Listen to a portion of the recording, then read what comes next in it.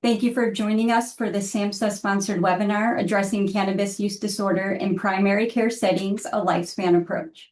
We're glad you're here. Before we get started, I'd like to go over a few housekeeping items. First, today's webinar is being recorded. The recording will be posted to SAMHSA's YouTube channel in about 2 weeks, so you'll be able to watch it again and share it with colleagues. Closed captioning is available for today's session. To turn on captions, click the arrow next to the CC button at the bottom of your screen and select Show Titles. We'll also be asking a few polling questions throughout the presentation. We encourage everyone to participate as your responses will help our presenter better understand your interests and concerns. Polls will appear in pop-up windows. Just select your response and it will be included in the results. If you have questions during the presentation, please submit them using the Q&A feature at the bottom of your screen. We'll do our best to answer as many as we can during the Q&A portion of the session at the end. At the end of the session, we ask that you take a few minutes to complete a brief anonymous evaluation. Your feedback helps us to improve future webinars. I'd also like to share a brief disclaimer. This webinar is hosted by Hendel with funding from SAMHSA. The views and content shared today do not necessarily reflect the positions or policies of SAMHSA or the U.S. Department of Health and Human Services. It's now my pleasure to turn things over to our first speaker, Nadia Alamin, Social Science Analyst at SAMHSA. Nadia, I'll turn it over to you. Thank you, Natalie. Good afternoon, everyone. I'm Nadia Alamin. Like Natalie said, I'm a social science analyst with the Substance Abuse and Mental Health Services Administration, or SAMHSA. I also served as the technical lead for the product we'll be discussing today. On behalf of SAMHSA, I'm pleased to welcome you to this webinar, which is focused on the recently published publication titled Addressing Cannabis Use Disorder in Primary Care Settings, a Lifetime Approach. This advisory is the latest addition to SAMHSA's Evidence-Based Practices Resource Center, or as we call it here at SAMHSA, EBPRC. The center offers scientifically grounded information on the prevention, treatment, and recovery from behavioral health conditions.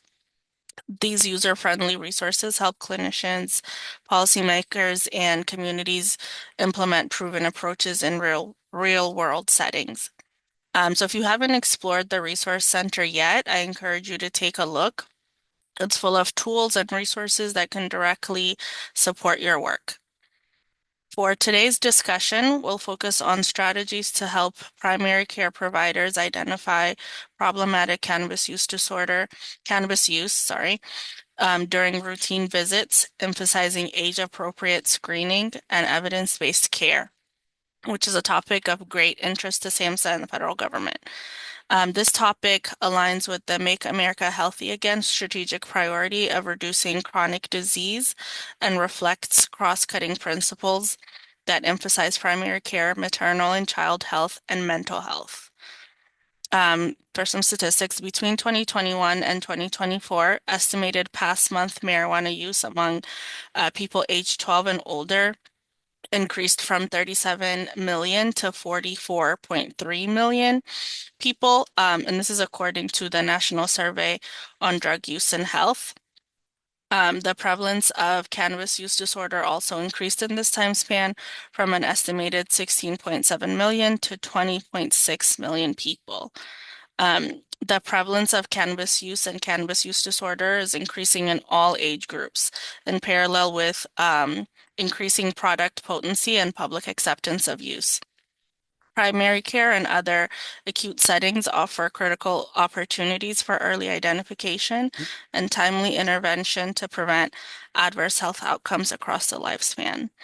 A lifespan approach recognizes that risk factors, symptom presentation, treatment needs, and harm trajectories vary by developmental stage, requiring screening, education, and interventions tailored to each stage rather than a one-size-fits-all approach. Developed for healthcare professionals, including pediatricians, adolescent medicine specialists, primary care providers, and geriatricians, This advisory provides actionable strategies to address cannabis use from adolescence through older adulthood, including during pregnancy and parenting.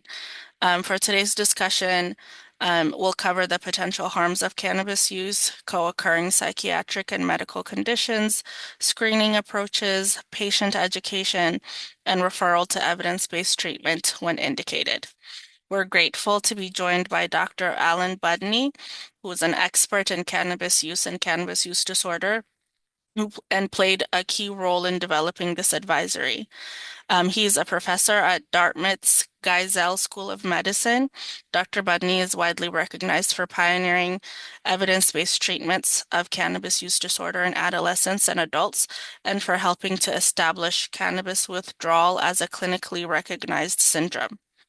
More recently, his work has applied social media data to improve the measurements of cannabis use, identify problematic use patterns, and monitor emerging trends in cannabis use behaviors, products, and regulations. We're delighted to have him with us today, so I'll pass it on to Dr. Budney for the rest of the session. Thank you, Dr. Alameen. Very nice introduction, and welcome everybody. It's a pleasure to be here and to be part of this advisory and seminar. We have over 300 people, it looks like, that have joined the webinar, so obviously it's of much interest, and I'm really just glad to be here. You have heard who I am from the introduction. Cannabis has been my professional academic life for about 35 years now. And in addition to my own work, I have colleagues that have worked in the industry, colleagues that work in government, colleagues that work on almost all aspects that you can think of with cannabis. So I feel like over the 35 years, I've developed a reasonable and a broad perspective, and hopefully I can share some of that with you today. Dr. Alameen pretty much said this, but the overarching message and purpose of this advisory that we've created is to help people that are working in outpatient settings in the front lines to become more aware of and provide guidance for them to look more carefully for cannabis use in their patients and to help them if they're using cannabis and are at risk.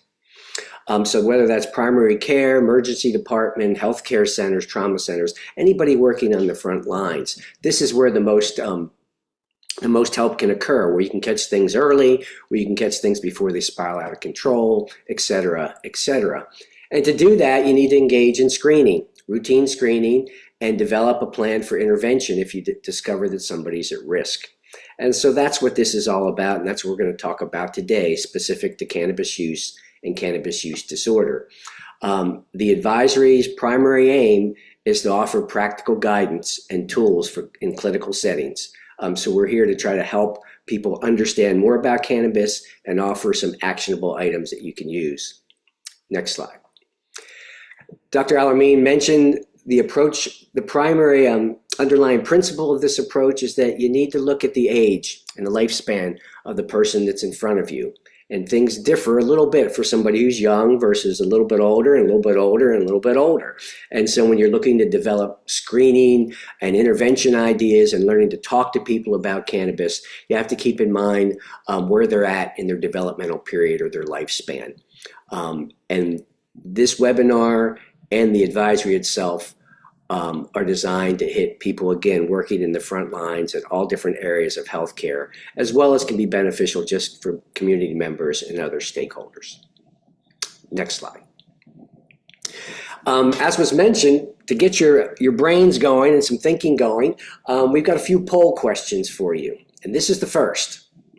So in your opinion or experience, what's the biggest barrier, oh, that always pops right in my ear, to addressing cannabis use in clinical practice? And you can see you can mark your answers in the little pop-up quiz that you've got. So go ahead and do that. The choices are limited visit time, lack of screening tools, patient reluctance to discuss use, uncertainty about treatment or referral options, and perception that cannabis use is low risk. So while you're doing this and while I'm waiting to see your results, I'll tell you, bottom line is these are all important barriers, and they're all equally important, and they're all things that get in the way of providers and patients coming together to really address cannabis use. Depends what setting you're in, where you're coming from, but each of these factors very important to think about and try to figure out how to take some action to make them less of a barrier. So do we have results we want to present? There they are. So perception that cannabis use is low risk was the number one. Number two is patient reluctance. So the people on the webinar are kind of putting the onus on the patient. The patient is not very likely to think cannabis is a problem, and that's very true. What I hear a lot sometimes from active providers is that they don't have time in a visit to really address this. So all these things are important. I'm glad you all chimed in, and we can move on, and we'll hopefully by the time we're done, you'll have some ideas about how to deal with these things. So the plan for today is a big one. I'm hoping to touch on all these topics you see in front of you right now. We're going to start with cannabis diversity. What do I mean by that? Is we now have a legal cannabis system throughout most of the country. So the products, the content of what's in those products is all expanding. All kinds of different things are being sold and used by people across the country.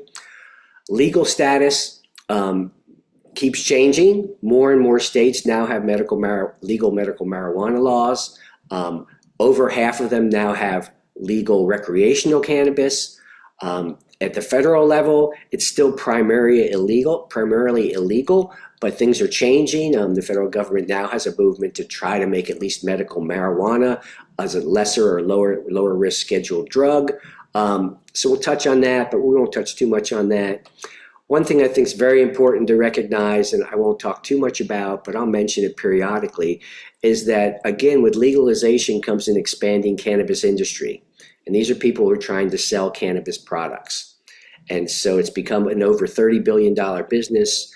Those industries are advertising, lobbying, trying to make ways to make money. Industry is designed to try to make money. And so the people selling cannabis are trying to make money and figure out how to get you to buy products. And so that's what everybody out there in the U.S. Is facing, including your patients that are thinking about or using cannabis. Changing perceptions. What's this about? This is what's the perceived risk versus the perceived benefits of cannabis. Over the last 30 years, pretty much the perceived risks have been going down and down and down. Over the last couple of years, they're starting to level off again, but the perceived benefits in the last 5 to 10 years are starting to go up and up. And that, again, is probably tied to legalization, where we have legal medical cannabis laws that inform folks that cannabis may be good for lots of different medical conditions. So as you all indicated, one of the primary things you have to deal with someone who's using cannabis is what their perceived risks versus benefits are in their mind. We'll touch on epidemiology. Dr. Alameen introduced you to some of that, and there's a lot of that in the advisory itself. We're going to go through some risks and consequences, and we're going to finish up working on screening and treatment guidelines and discussing some specific issues within screening and treatment related to things like therapeutic or medical cannabis use and different things to use for different age groups. Next slide. All right, so let's start with this cannabis diversity I'm talking about. And basically, I'm talking about cannabis products. And there's one primary differentiation that I hope to make sure is clear before we end today. And that is, you need to understand that cannabis is not cannabis. One cannabis product is different than the others, and some are very different, some are very similar.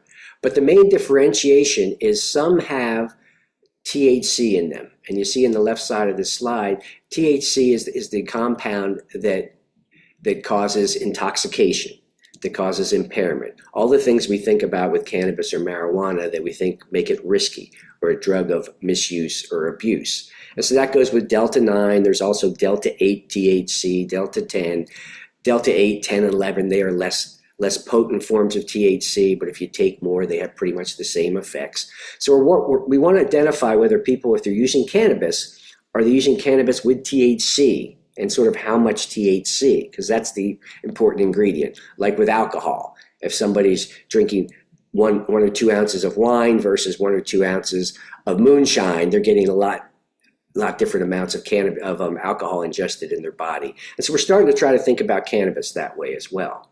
And then there's all these other compounds that are in the cannabis plant and in cannabis products that are not intoxicating, that are not necessarily risky, certainly in the way we think of THC. And they're mostly been thought of as things that might be therapeutic. And that's like CBD, which most of you have probably heard of.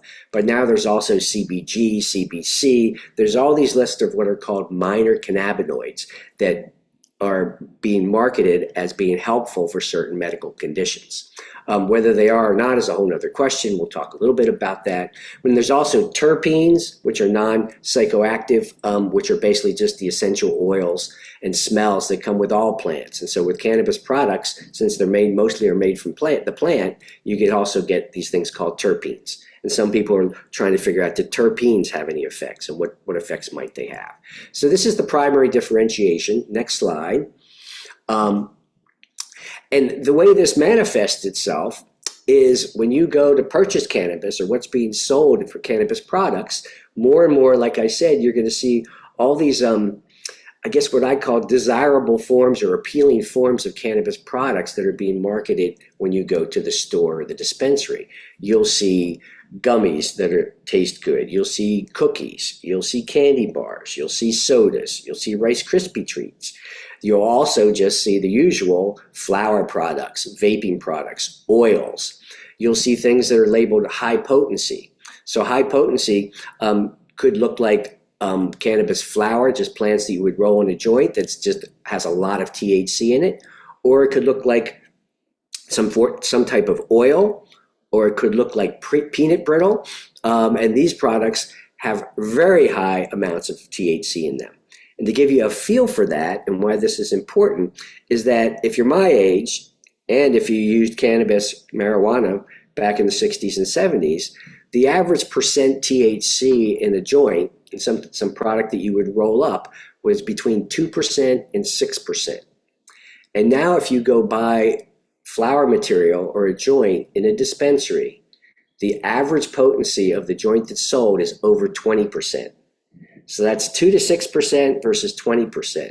So if you smoke a 20% joint, smoke the whole thing versus the 2%, you're in a sense getting probably 10 times higher, 5 times higher. So there's all these potent products out there.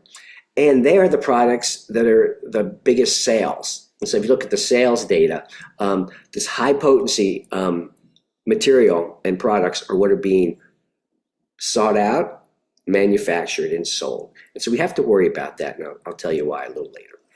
There's also marketing and commercialization going on. As I said, the cannabis industry is designed to make money, so they're advertising. Regulatory restraints on advertising vary by state, but they're definitely trying to promote their product, promote it to certain types of people, and they like people to buy more and more cannabis because that's how they make more and more money. So generally, advertisements and promotions emphasize the potential benefits and downplay the risks. So let's talk about what else is going on in the landscape of cannabis. And I already mentioned this, that the perceived risks have been going down and the perceived benefits are going up.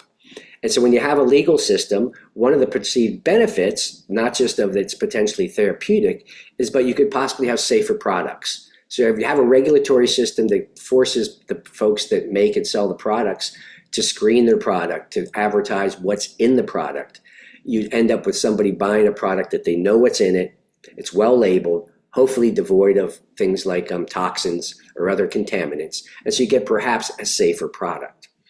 The other thing going on is, again, this idea of this growing acceptance of therapeutic and medical use. More and more people accept that as a fact.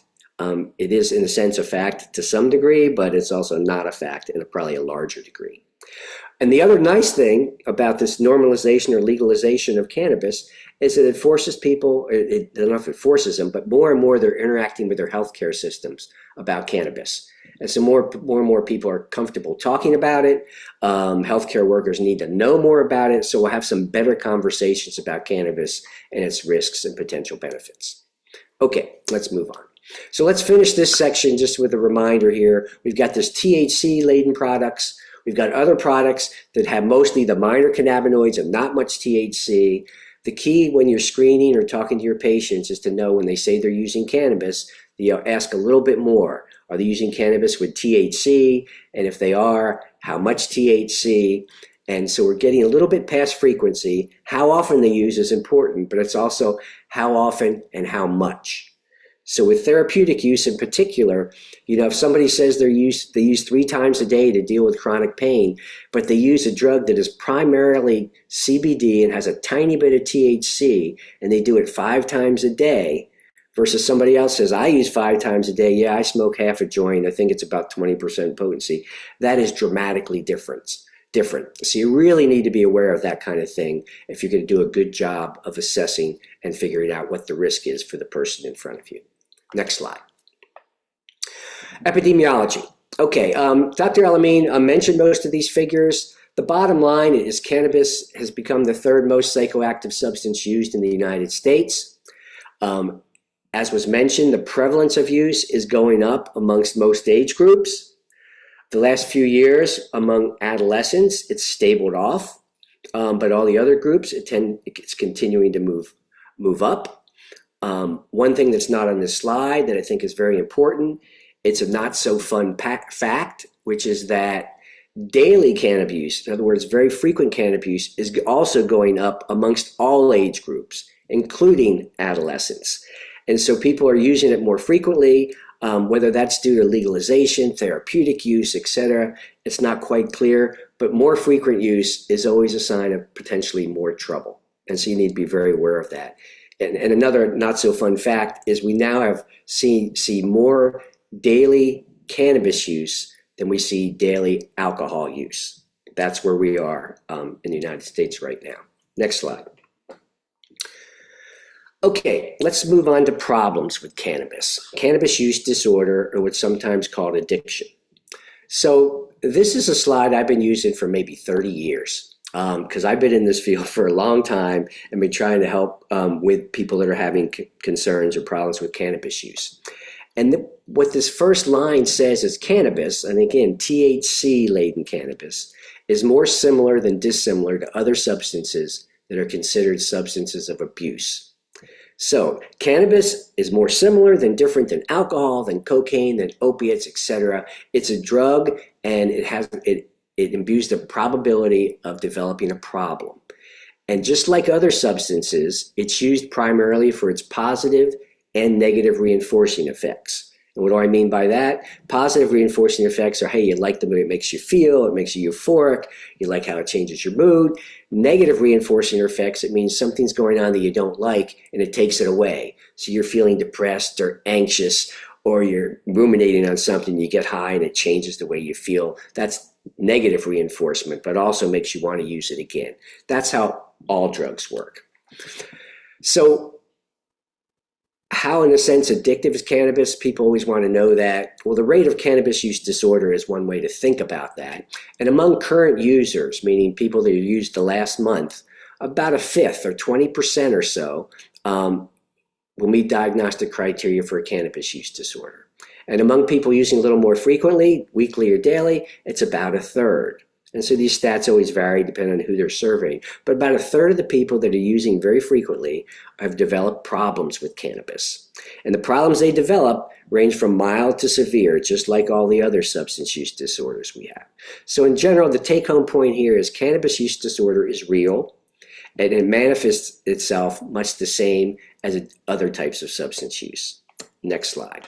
And what I mean by that is here's how we diagnose substance use disorder across all substances. These are the DSM criteria. There's 11 of them. You can read through them. There's kind of three categories: impaired control, social impairment and consequences, and physiological and pharmacological. And with cannabis, when you diagnose people that are using cannabis fairly heavily and you're wondering whether they meet criteria, they meet all these different criteria. So it kind of works the same way as any other substance use disorder. Next slide. What's the rate of cannabis use disorder? These are in the United States.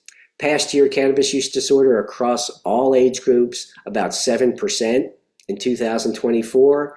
How it divides itself is about half those cases are mild. Mild cases, that means they meet 2 or 3 of those criteria I just showed you. About 1/4 meet moderate. That's 3 to 6 criteria or 3 to 5 criteria, and about 20%, 15 to 20% meet severe diagnosis of cannabis use disorder. Across age groups, it's interesting. Among adolescents, it's fairly low, 4.6%. One thing I wanted to mention in the previous slide about cannabis use that I'll mention here is when we define adolescence as 12 to 17 years old, and you kind of get this summary statistic of 4.6%, what you need to realize is for those that are age 12 to 13, it's more like 1 or 2%, and 16 to 17, it's more like 10 to 12%. So among the age group, there's quite a bit of difference when you lump adolescents together. Young adults, about a 16%, middle adulthood, a 78%, and older adults, 1 to 3%. All these numbers also, from what we can tell, are going up over the last 5 to 10 years. Next slide. All right, so what makes you vulnerable for developing a problem with cannabis if you're using it or if you try it? Well, first, just being young. So when you're young, your brain is underdeveloped, you tend to be more impulsive, you don't have a lot of responsibilities that keep restrictions on you. So there's more sense of more is better and kind of taking risks, et cetera, risk-taking in general. So if you're using cannabis as a youth, you have an increased probability of developing a problem with it compared to older adults. The next one's a big one, is people experiencing socioeconomic or environmental challenges. Poverty, neighborhoods, markets. So if there's lots of places to buy in your neighborhood, if you're feeling oppressed or discriminated against, all these environmental and socioeconomic factors increase the probability of any type of substance use disorder, including cannabis. The next two are important as well. So people with medical or mental health conditions, and I'm going to probably mention this a few times across this today. Anxiety, depression, PTSD, all the common forms of mental health disorders increase the probability that if you're using cannabis, you're going to develop a problem with cannabis. And we'll talk more about that. And if you have chronic medical problems like chronic pain, sleep disorders, etc., again, if you start using cannabis, you're going to find that you're increased probability of developing a problem compared to people who don't. Why is that for these type of things? This gets back to the negative reinforcement. So for most people, they're going to use cannabis and they're going to feel good in a sense about it. People with these types of problems are going to get the double whammy of also cannabis is going to temporarily take away the negative experiences and feelings they're having or pain from these type of conditions. And with older adults, I'll just mention them quickly because we are more and more concerned about older adults. They have lots of chronic problems, etc., medical problems, and more they're learning about potential therapeutic use of cannabis. And they also have a bunch of unique risk factors that we'll talk about a little later. Next. All righty, potential consequences of cannabis use. These are all pretty well known. Here I've listed some general ones, and we're just going to speed through these. It alters your mood, your thought processes. How big of effect you get is dose dependent, like any other drug. How much you take, how often you take it. How you take it, route of administration is important. When you vape or smoke something, the effect comes on quickly. It might be a more intense effect than if you take something orally or use a suppository or a cream. One thing I like to always remind people of is there's huge individual differences in how people respond to all drugs, including cannabis. So one person may experience this, another person experience that. And so it's not like you take this drug and you experience all the same things as your buddy, your friend, etc. And last, you need to worry about potential harmful effects of things that aren't part of the cannabis plant or the product, some toxins or contaminants that are in there because of poor manufacturing or growing. Next slide. All right, short-term harms. We label these short-term, whether they're short-term, long-term, but these are also been well known for a long time. When you first use cannabis, you're more likely to perhaps experience panic or anxiety, but some people, every time they use cannabis, they feel panicky or anxiety or feel some paranoia. We know it affects the cardio system, increased heart rate and blood pressure changes, respiratory effects from smoking and vaping. It impairs your reaction time, judgment, coordination, can distort perception. This can all lead to more frequent accidents or injuries. There are some acute mental disorders that can be triggered by cannabis use, particularly high potency cannabis like psychosis. And there's also a syndrome that many of you may be curious about and heard about, hyperemesis syndrome. This is cyclical or chronic vomiting that we don't know a heck of a lot about yet, but it tends to happen more in young women, where you take cannabis, which usually is sort of helpful for your stomach, but something happens and it gets triggered and they just start vomiting and vomiting and can't stop. The treatment for it seems to be just some hot baths or showers or something to help relax, but we don't know enough about it. But more and more people are showing up in the ER with hyperemesis. Long-term effects, we've known about these again for a long time. Cognitive effects, it can impair your memory and attention, etc., which can lead to poor academic and work performance. And it can affect your mental health. This is where eventually we'll talk more about this with therapeutic outcomes, but almost all forms of mental health, when we study them longitudinally, we find that cannabis use makes them worse or worse outcomes over time. So you name the disorder, you're going to see worse outcomes for cannabis on average over time. Probably the opposite of what many people think. Respiratory, again, you can get chronic coughs, wheezing, and phlegm or bronchitis if you smoke or vape. More recently, we're worried more and more about cardiovascular disorders, like increased risk of stroke, heart attack, and arrhythmia. We didn't used to have data on this, but more recently we're seeing more publications suggest that there is an increased probability of these type of disorders, which can be very scary.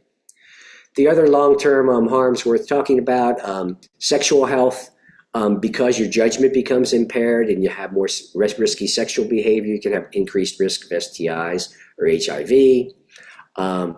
Particularly with smoking cannabis, you can see increased risk of different types of cancers. Again, there's more and more data suggesting this is probably true. You should worry about this. It's not a huge probability, but it does seem to be there. And last, this was mentioned a little earlier, if you use chronically a decent amount of cannabis with THC, when you stop, you'll probably experience a withdrawal syndrome. Looks very much like tobacco withdrawal, tough time sleeping, anxious, frustrated, anger outbursts, maybe headaches, nausea, etc., etc. Another population that we really think we need to reach is women that are pregnant or thinking about becoming pregnant, and women that have young children, and fathers that have young children, parents that have young children, everybody that has young children. Let's first talk about pregnancy, but prenatal exposure and developmental risks. Unfortunately, more and more, this is getting normalized. Cannabis use is being normalized amongst women of childbearing age and women that are pregnant. But more and more, we're finding data that show cannabis use can result in preterm births, low birth weight, lengthier hospitalizations, and increased risk of problems in early childhood, not just at the newborn.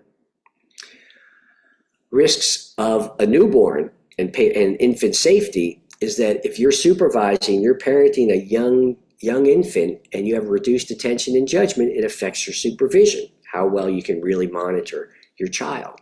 If you're sleeping with a child or just resting with a child and you inadvertently fall asleep from getting high, you can have a disastrous, suffocation risk. Secondhand smoke. We know more and more about secondhand smoke, as well as cannabis exposure from breast milk, and you can get THC positive tests, you can get respiratory infections. And the last thing that I think is really important to mention is accidental ingestion of edibles. More and more emergency departments are reporting that kids are getting hold of cannabis products, to some degree because the products being sold are yummy. There's, like I said, gummies, candy bars, chocolate bars. Also, there's just products sitting around that they could take accidentally that aren't necessarily edibles. But that can create some very serious circumstances for young kids. Next. Oh, poll question. All right. How often do you screen patients for cannabis use in your clinical setting? Always, often, occasionally, rarely, or never? The thing should pop up in a second. There it is. Obviously, we're hoping that the advisory, this webinar, etc., that if you're on the downside, the lower side of answering this, you're going to move up a notch or two. We're hoping to get more and more people in the healthcare settings on the front lines will start engaging in screening often or always for patients that come to their clinics.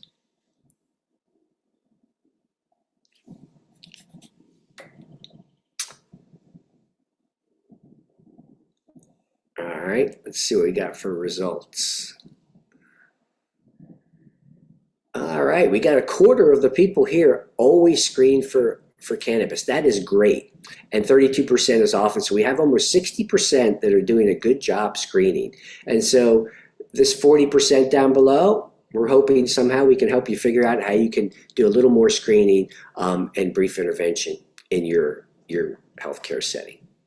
All right, let's move on. Okay, now, this is what the advisory is really designed to do. It's to help you take a lifespan approach to detecting cannabis use disorder or cannabis use problems in your practice and figure it out whether someone's at low risk, moderate risk, et cetera, and if they're risk enough that you can provide some intervention or refer them for an intervention. And so the life stage approach, pretty much as Dr. Alameen said to start this, it's basically recognizing that when you screen and talk to your patients, you got to take into consideration their age and their lifespan. There are different things that are important, more prevalent, different risk factors, et cetera. A lot of them overlap. I'm not going to say they don't. There's probably much more overlap than not overlap, but there are some key things in each of these age groups that you want to be aware of. And the more you're aware of that, the better job you can do in developing a screening and intervention approach in your practice. I've listed here just a couple examples of things to look for. For example, in adolescence. Adolescence is, again, a large period, but if somebody starts early, 12, 13, 14, boy, the probability of them having a problem or developing one soon is pretty high and much higher than somebody who starts later. In young adulthood, it's the highest prevalence group with cannabis use and cannabis use disorder. So screening them, again, essential because there's a high probability that they're going to be at least using, if not developing a problem. Polysubstance use. In middle adulthood, it's more common than elsewhere, but anybody with polysubstance use is, again, at increased risk for developing problems with cannabis or having a substance use disorder. Pregnancy, we've already talked about that and some key clinical considerations. Older adults, more and more older adults are using, hopefully to help themselves with certain medical conditions or just as a way to relax because they used to use when they were young and now it's legal, et cetera. So it's been under-recognized and definitely under-screened in that population. We want to pay more attention. Next. So the overarching model that we suggest and outlined in the advisory is SBIRT. And I'm sure probably at least half the audience knows what SBIRT is. SBIRT is screening, brief intervention, and referral to treatment. It's a model that was developed for alcohol and tobacco monitoring in primary care, mostly 30, 40 years ago. It's been around a long time. We've been trying to get healthcare workers and physicians to do SBIRT for as long as I've been a professional. We're still trying to get more and more people to use this model. And what this model is to do pretty straightforward what we've been talking about, universal screening. Start off asking about or using a screening measurement device to categorize the risk of cannabis use and cannabis use harms. Determine whether someone is between no and low risk, or somebody at moderate risk, is somebody moderate to high risk. Determine their level of risk so that you can help do something about it. And to do something about it might first be brief intervention in the office, which we'll talk about. You might need to refer them for brief treatment elsewhere or somewhere else in your office complex, and you may need even go to more intensive specialty treatment. Next slide. All right, so let's start with screening tools. The advisory lists these, and the Evidence-Based Practice Resource Center, I think, has links to these, as does the advisory group. So here I've listed 5, this is 5, and there are more. We had discussions about which of these to really include, and but these are 5 that were included in the advisory. And any of these will do the job. Some will do the job a little bit better in the specific setting that you're in. And so what I encourage you to do is to look at these screening tools. Some of them are shorter, some of them are longer, and see which one fits your practice best. And again, the Resource Center has links to these.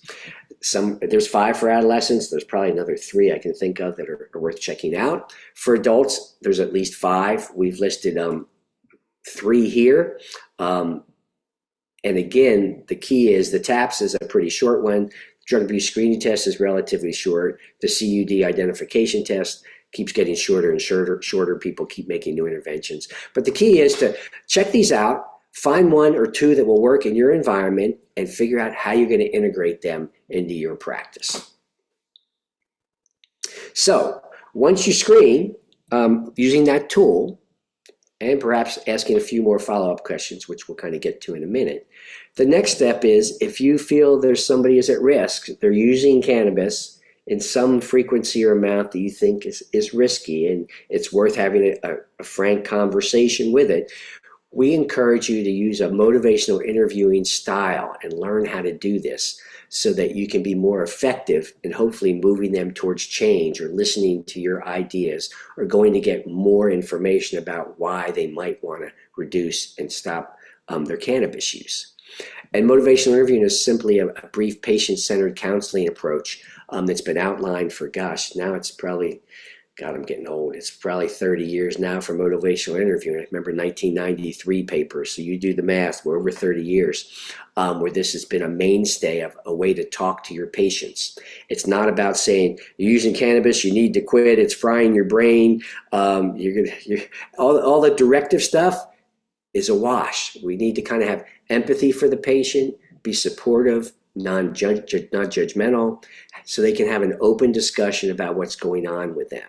And more with cannabis, just like with alcohol and tobacco, things are legal.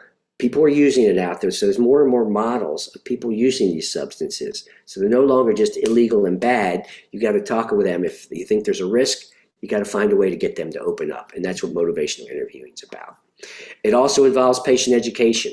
And there are many tailored materials to help stop or reduce cannabis use. Those are also listed in the advisory and the resource center. There's some from different countries. I like some from other countries more than ours, but they have weird words in them, so you want to probably use the ones from the US. But some are tailored to specific ages and groups, or like for pregnant women, for older folks, for younger folks. So patient education is key.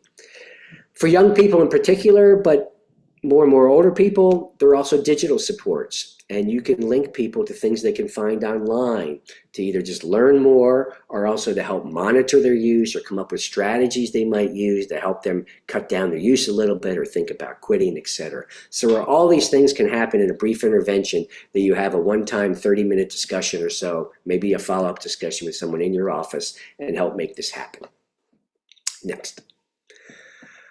All right, so someone's not low risk, they're more like moderate risk or getting to severe risk, and you really feel, gosh, we really need to help them cut down a lot or quit because things really seem to be problematic. Your screening tool tells you that. Other things that you've observed tells you that. What do you do? Well, this is what I did for the first 20 years of my career, 25 years I'm still engaged in, is try to develop more and more effective treatments for people with cannabis use disorder. They're looking to get help. But the first thing you need to know, there's no medication. There are no FDA-approved medications for cannabis use disorder. For the last 20 to 25 years, we've tried and tried. My colleagues that are medication focused have been researching this. We've yet to find one. There's always a new one on the horizon that we hope is going to work. We're not there yet. But there are plenty of different behavioral or psychological treatments that can help, that are evidence-based, that we've tested in clinical trials that show that we can improve outcomes compared to something lesser or nothing at all. And here I've listed 5 of them.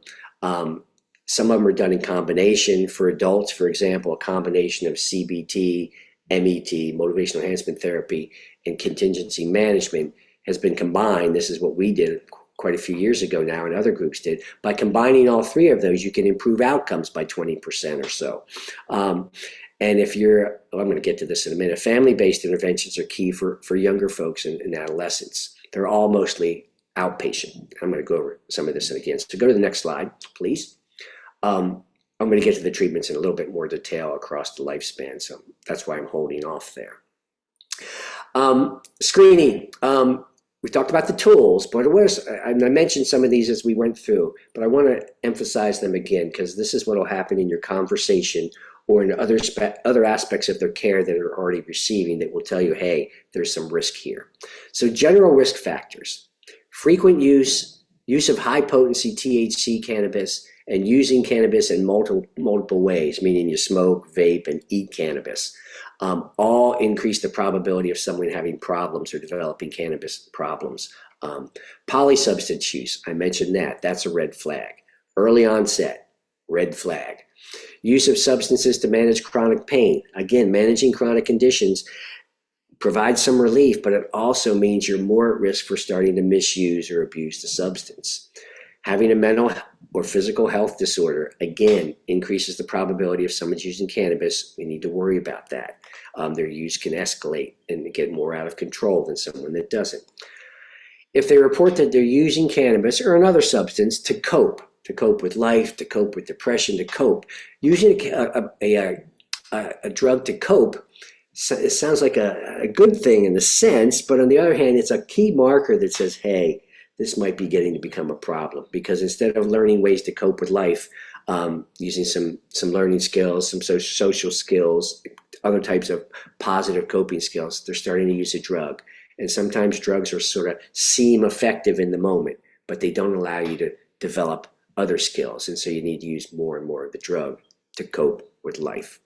And last, another red flag that's always there is family and parental history of substance use and misuse. Again, gives you more pause to worry about the patient in front of you. Next. All right, let's focus in on adolescents and young adults just for a little bit here. So screening. We talked about the younger they start. Make sure you focus on that, because boy, if they started young, there's a high probability of problems going on. And usually if they start that young, there's usually family problems going on, and that kind of dovetails to doing a thorough psychosocial screen is always important with young people. What's going on in their families, what's going on with school, what's going on with their friends, because each of those areas determines, one, not just what the risk is, but what might be the appropriate intervention. Another thing important with this age group, but everybody, but with this age group in particular, is discussing what's the confidentiality rules that you have when you're going to discuss these things, when you start your motivational interview.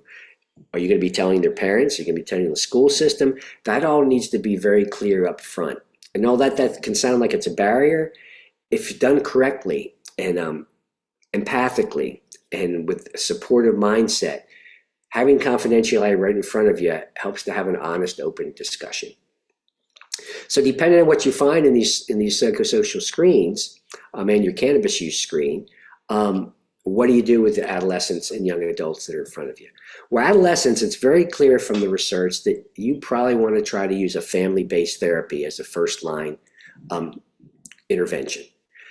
The problem with that is sometimes there's not a clear family person that can be involved, or the family is also completely non-functional. But if you can, engaging family members, whether it's a mother, a father, an uncle, if there's a solid person that can come to treatment and be part of a family-based therapy, that's a positive.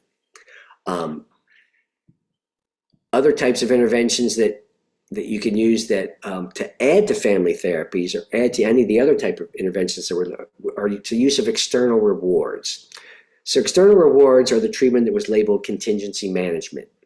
And that's where you have a system that perhaps you need to be testing to see if the person is using drugs or not. So it's an abstinence-based system.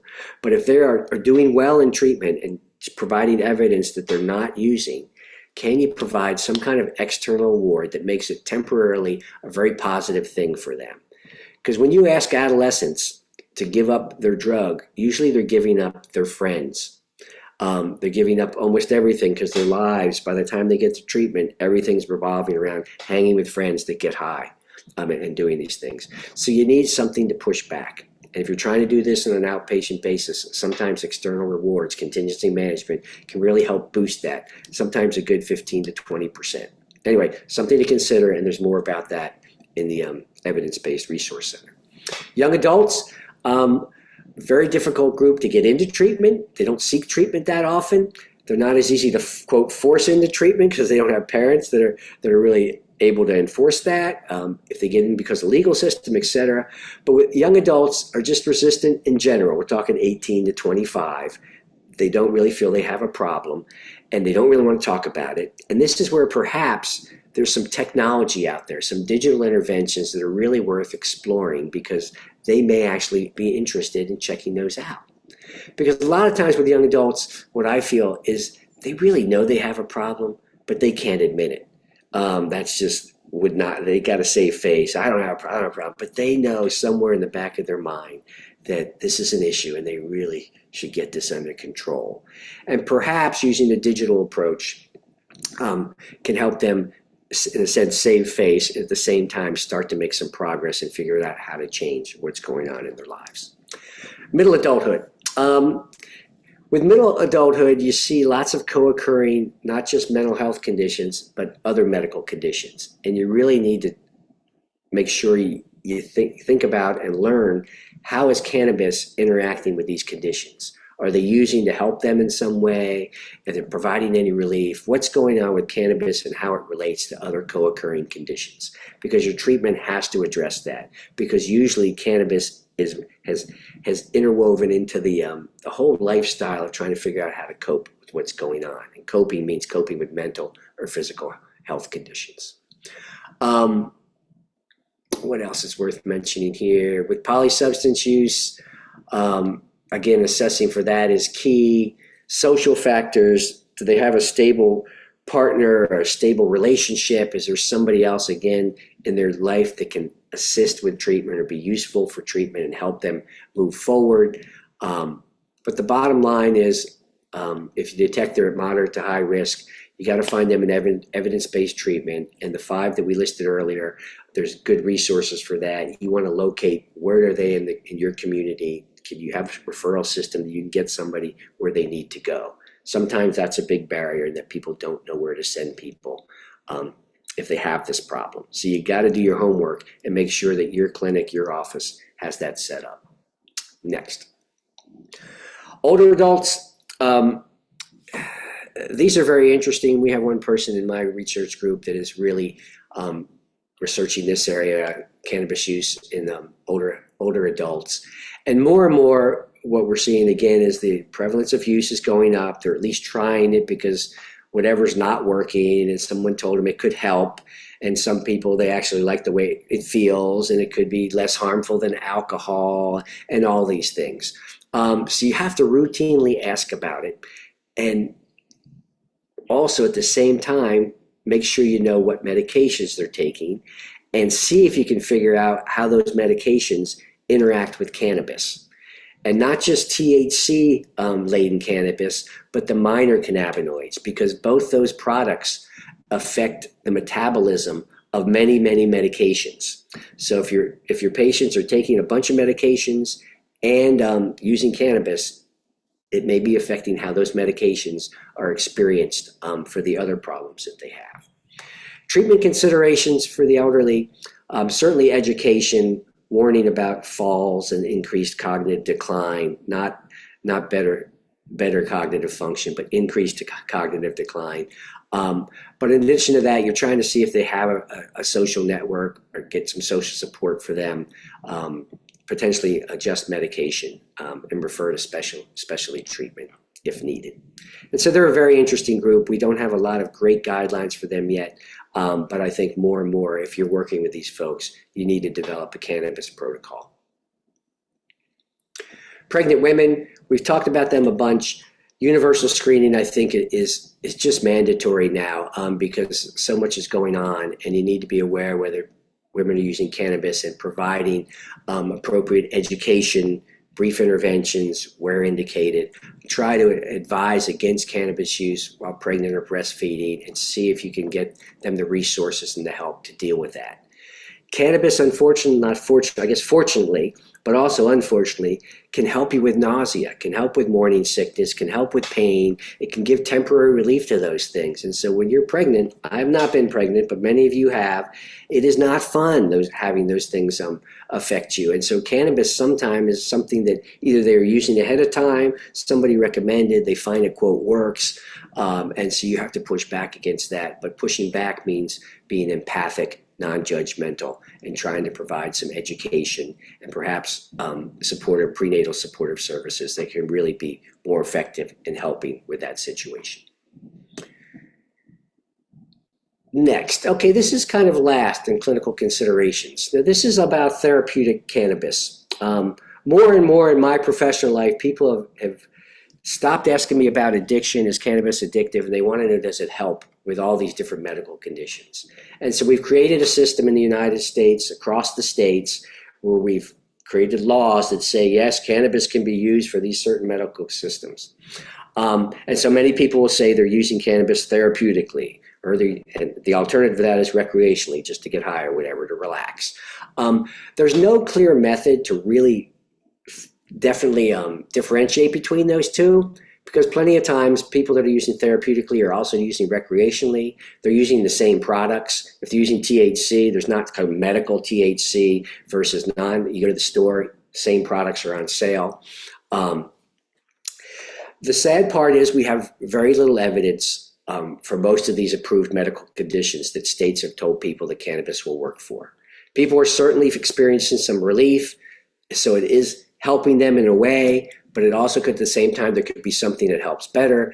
It could be something that doesn't have the potential of developing an addiction, something that doesn't have the negative effects of THC or even the minor cannabinoids. So you really want to understand a little bit more about what we know about therapeutic cannabis.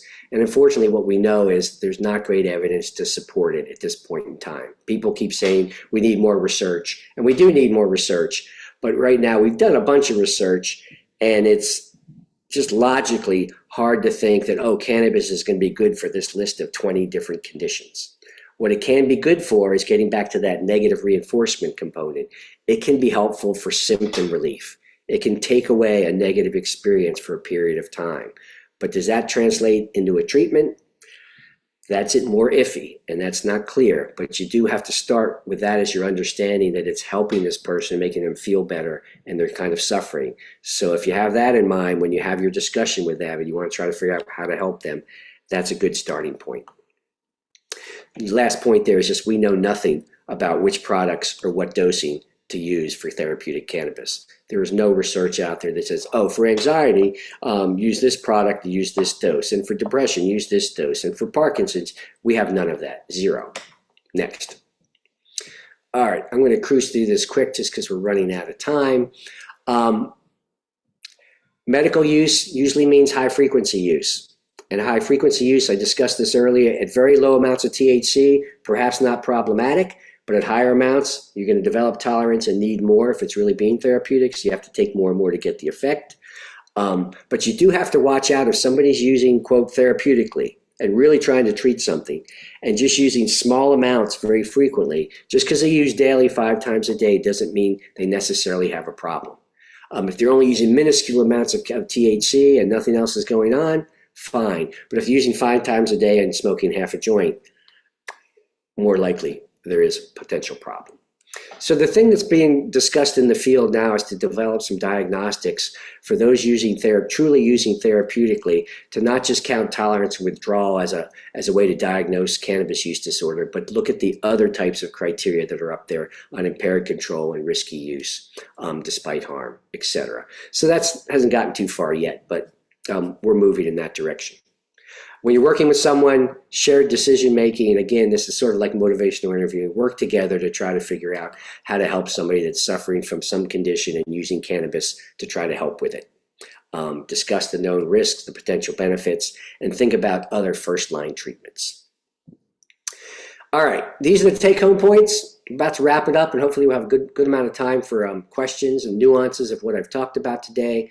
But as you all know now, primary care settings offer a critical opportunity for early identification and reducing harm. Routine screening for cannabis use and CUD should be standard practice. Education and intervention are important. Use your lifespan hat to think about the appropriate screening and intervention tools and how you might talk to somebody and what their issues might be. Tailor your thinking to the life stages. Always consider using evidence-based treatments and practices. As I said, they're listed in the Evidence-Based Practice Resource Center. They're listed in the advisory. They're not always in your community, but you can look and see if they are available. More and more, there's some digital things that are evidence-based you can potentially consider to have in your playbook. try to stay informed of what's going on with cannabis so you can have a meaningful conversation and try to know what the products and the potency issues. If you know more you know about that, the more you'll have some credibility. And last, always be empathic, non-judgmental, and try to be supportive in patients that are using cannabis, whether it's therapeutically, recreationally. If you feel it's causing risk and harm, you got to start there to help to hopefully get anywhere in working with them in a meaningful way and getting some success. So with that, I think that is the key point. Cannabis has been complex and convoluted and controversial for a long time. It's not getting any easier to deal with. It's probably getting harder, but it can be dealt with. And the more you educate yourself, I think the better you'll be able to help your patients on the front lines. So thank you. And I think we're open for taking questions. And I'm going to first look to the Q&A and try to screen them, and not screen them, but go through them. As long as they're not crazy, I'll give them a shout out. Somebody asked, vulnerable groups for developing cannabis use disorder. What about individuals with other history of SUD, other history of a substance use disorder? The definite answer is yes. If somebody has a history of a substance use disorder with one substance, they have higher probability of that with cannabis. But we're always talking probabilities. So you have to remember, I'm not saying yes, they're going to have a problem, but it's always, it increases the probability that that person is at risk. And all these things, just to dwell on that point for a second, is we're always talking probabilities. When we say this is a risk factor, that means it increases the chances you're going to develop problems. Doesn't mean you are. And many times that probability is still very small, but it's still important enough that you want to talk about it and help your patient understand that there is some risk here. And if you can identify the risk, they can think about it more clearly. Okay, here's one. I work with hundreds of families dealing with psychosis disorders. Probably 80% describe the onset of schizophrenia or bipolar appeared to be directly caused by cannabis in individual with no prior psychiatric conditions or family history of psychosis disorders. Okay, so this is something we know a lot about, is that cannabis seems to be a trigger for people to have psychotic disorders. Many times they're just temporary. They go away in a week or two. But other times it's the beginning of the onset of long-term schizophrenia, bipolar, etc. And we usually think of this as the longer-term cases where it dwells. Many times the person had genetic risk factors, other risk factors that for that disorder, and cannabis just increased the time or decreased the time from onset. So cannabis made it come on earlier, or it was a stressor that just put them over the line and caused those problems. But many people, as this question is suggesting, seem to not have a family history of risk factors, and they use cannabis, and it seems to be the trigger. That's why we worry about cannabis for psychotic disorders, because it's very clear to me that the literature is cannabis use is a risk factor for psychotic disorders. Whether they have prodromal or other risk factors or not, you should still be worrying about cannabis as a risk factor for psychotic disorders. The numbers are still fairly small, again, but the disorder is very severe. So although it doesn't increase the probability 100%, 50%, something like, it's not like meaning you're going to 80% chance you're going to get it. It still might only be a 3% chance. But 3% versus 1% can be huge if you're trying to avoid becoming schizophrenic. So anyway, I hope that answers that. The next one. All right. I have been advocating for the use of tools within my organization. Any suggestions on how to get management to buy in? That's a great question. Do I have? So, well, it's hard given I don't know your situation. I guess a couple things that come to the top of my mind are that have your ducks in a row, show them the tools, have the tools, maybe even have the protocol developed for how they'd use it. Show them the evidence like this advisory, et cetera, that says we should be doing this in your setting. Perhaps invite some people to a meeting from the community, et cetera. So lots of different ways you could try, but it's going to cost extra time and money. And that's what those barriers were about that we talked about in the beginning. But I think the more evidence you can bring to the table, the more organization and plans and how it might work, the more you have a chance of convincing your administrators. I don't know if that helps much, but it's a great question. I've heard anecdotal reports of using oral CBD to treat and decrease cannabis-induced hyperemesis. Any evidence to support or just anecdotal? As far as I know, it's just anecdotal. Almost every time I give a talk, I know there's going to be questions on hyperemesis because it's in everybody's mind, especially when you're in medical settings. And I never see much more. I have not learned more. Do we know why it is? What's the mechanism? How do we treat it? We have not gotten very far. So I haven't seen, and CBD, who knows, CBD could be helpful, but again, I wouldn't bet on it until you saw more evidence. But CBD doesn't cause too much harm. It might be worth a try if nothing else is working, but most importantly, stopping cannabis use usually takes care of it. Okay. I'm just going straight down the line, so if you're further down, we may or may not get to you. I'm trying to go as quickly as I can. Has anyone come out with the risk factors of what makes people more vulnerable to develop psychosis after use of cannabis? Oh, this is kind of like the first question. Other than family history, what are the predisposing factors?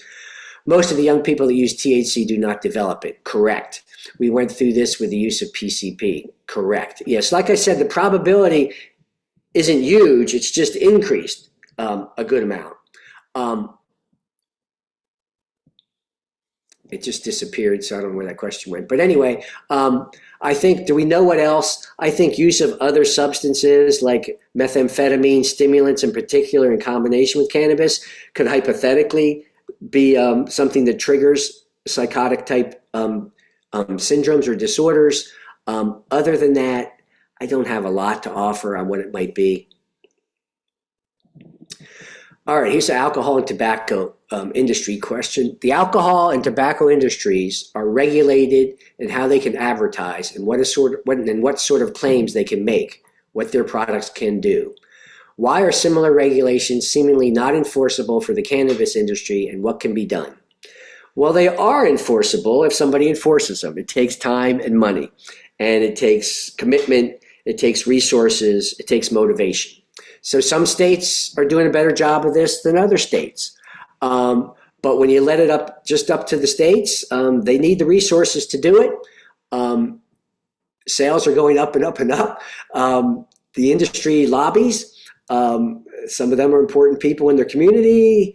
Advertising is a right, and so why shouldn't they be able to advertise? And so they do have rules about advertising. People like take the gray area and find the place where they can just follow the rule but not quite follow the rule. We're doing research on this, trying to show that this is a definitely an important thing. And if we're going to have cannabis as a legal drug in our country, we need to do a much better job of this to protect youth and adults from the potential harms of cannabis, as well as outlining what the real perceived benefits, what the probability of benefits are, and not allow some of the same things that the tobacco and alcohol industry did for a while and then they are not allowed to do now.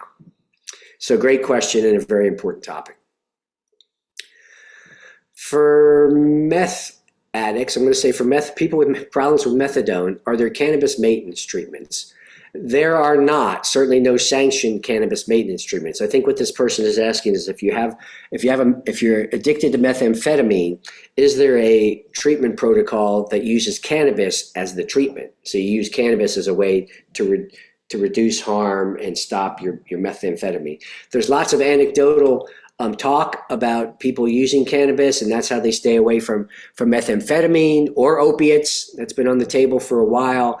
It is not, there's no good research on that that's prospective.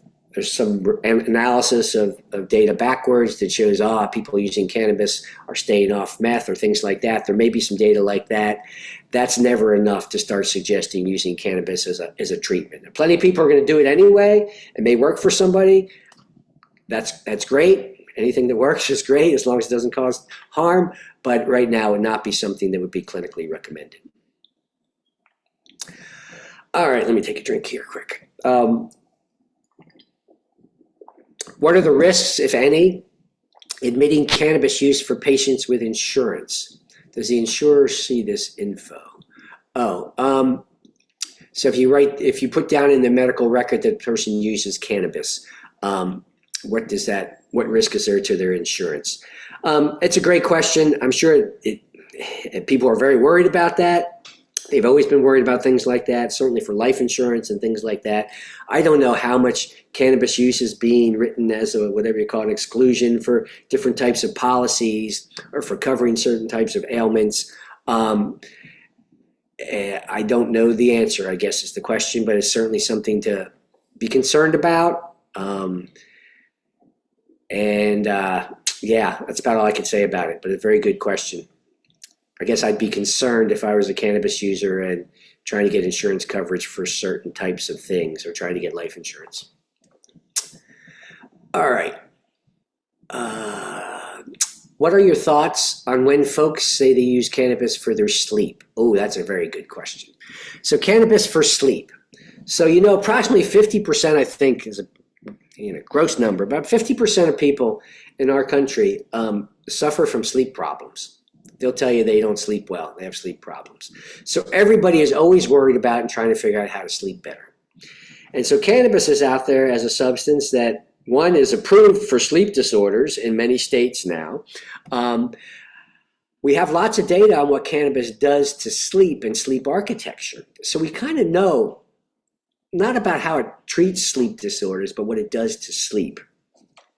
And so what cannabis can do is it can actually help people fall asleep. Not everybody, again, this is probabilities. It can help you fall asleep, but it does not promote good sleep. It actually promotes, quote, bad sleep. It messes with your REM sleep, the kind of sleep that's restorative. I mean, the reason you need to sleep is because it restores all kinds of things for your mental functioning. And cannabis messes with that. So you may get to sleep, but you're not getting the kind of sleep that is most healthy for you. But most people are panicky about just ever getting to sleep. And so you also don't necessarily sleep so soundly when you do cannabis. You may still have multiple awakenings. And there's no good data right now to show that cannabis helps with that. They are pushing now CBG, which is a minor cannabinoid, as something that might help you stay asleep. But the data there, again, aren't really from humans showing in a clinical trial that it really works. So I'd be wary of it. Plenty of people use cannabis to go to sleep. It makes them feel like they're sleeping better than they would without it. I don't doubt that that's not true, but it's not the answer to get high quality sleep, and there's other ways to deal with sleep. It's not easy, but there are many other ways that don't involve taking a medication, like cannabis, if we want to call it a medication. Are we still okay? Should I do a couple more questions? I'm fine with that. I think we are coming up on time, Alan, because we're at 2:43 right now. So Okay. I believe it is time to wrap it up unless you want to take one more. There's kind of two questions that come together. Well, not really, but there's a question on, do I have a resource for drug interactions and cannabis use? I could dig one up for you. I don't have one right at the tip of my, I don't know if there's one in the resource center or the advisory. There may be, because we talked about it, so there may be a reference in the advisory itself for interactions with other medications. But if you Google it, you'll find some information. There's not a ton of research there, just enough to know that it messes with metabolism, exactly what to do about it. Again, not a lot of great clinical guidelines. And the other question was about the half-life of cannabis, THC, I think in particular, how long to completely detox. People always ask that, and I don't really ever know what completely detox means, how to get yourself to registering 0 on nanograms of THC in your urine versus your blood, etc. There's a huge individual difference in that. But to get below a typical threshold that we use out there of 20 nanograms or 10 nanograms takes about 30 days for some people. Some people it's 2 weeks. Some people it's 6 weeks. To detox from the effects where you think you're, I don't know, still cognitively hazy or some of those behavioral effects. Again, a lot of individual difference, but just over time, first week, second week, third week, you should start less and less feeling the effects of chronic cannabis use. And we certainly see improvement in cognitive function after a month when we've done research studies. And with that, I will end and thank you for your attention. Sorry I didn't get to see any of you or talk to you. It's always still strange to do webinars, but I hope it was valuable. Appreciate your time. Thank you so much, Ellen. So this has been great discussion. So thank you all for joining us today. We appreciate your time and hope that you found this session helpful. I'd also like to thank our presenter, Dr. Alan Budney, for sharing his expertise and insights with us today. Before we wrap up, I'd like to share a few reminders and resources, which you can see here on the screen. So first, please take a few minutes to complete the evaluation survey. Your feedback is anonymous and helps us to improve future webinars. We also encourage you to explore the Cannabis Use Disorder Advisory, and it's available through the link on your screen. And for additional tools and resources, you can visit library.samhsa.gov. If you have any questions after today's presentation, please contact us through the EBPRC mailbox. And finally, a reminder that the webinar recording will be available on SAMHSA's YouTube channel in about 2 weeks. So you can check back to rewatch or share. So thanks again for spending time with us today. We appreciate the work that you all do and your commitment to supporting healthy communities. Have a wonderful rest of your day. Natalie, before we log off, I see a lot of people put in the chat that the advisory link is expired. The QR code is not working, so just Okay. You can go to library.samhsa.gov. You can go to the Evidence-Based Practice Resource Center and just search for cannabis use disorder or search for advisories, and it will pop up. The link is also in the chat. Okay. So people can click on the link from the chat, and we're just going to post it here one more time so it's easily retrievable. Thank you.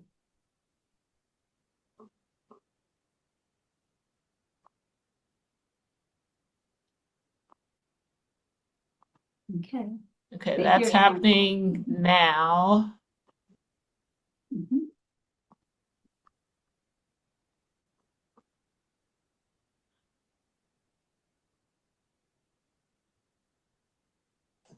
The link has been shared in the chat now, so if you click on it, you should be able to access the advisory. Thank you, Afi.